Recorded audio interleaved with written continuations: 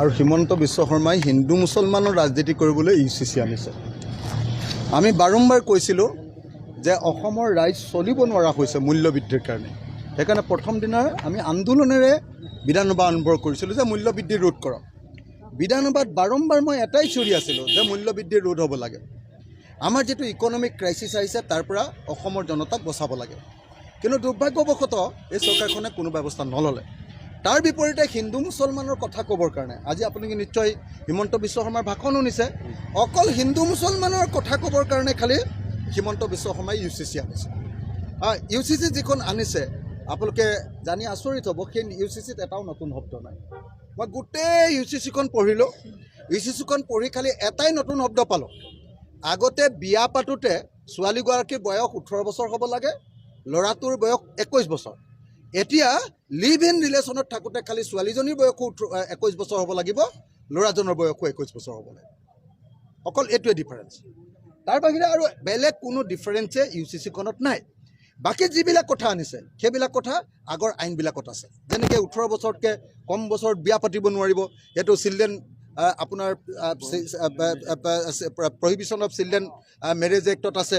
যেনেকৈ ধৰক আপোনাৰ পলিগ্ৰামী এক্টত লিখা আছে যে বহু বিবাহ কৰিব নোৱাৰিব।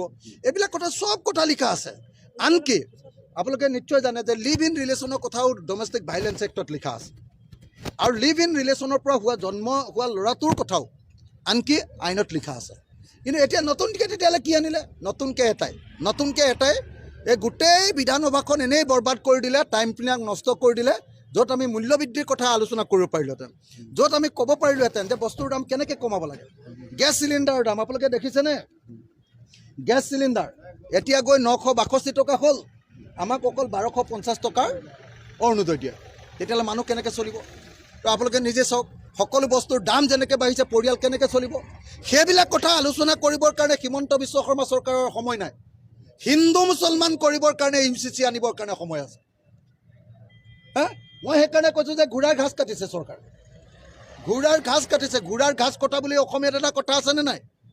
কাম বন নাই, সেই ঘোঁৰাৰ ঘাচ কাটিবলৈ গৈছে বুলি কয় যে। হিমন্ত বিশ্ব শৰ্মাই আমাৰ ৰাজ্যখনৰ বস্তুৰ মূল্য বৃদ্ধি কমাবৰ কাৰণে কথা নাপাতে, আলোচনা নকৰে, ব্যৱস্থা নলয়। ঘোঁৰাৰ ঘাচ কাটিবৰ কাৰণে দিল্লী আৰু নাগপুৰক ভাল পোৱাবৰ কাৰণে UCC বিল আনে।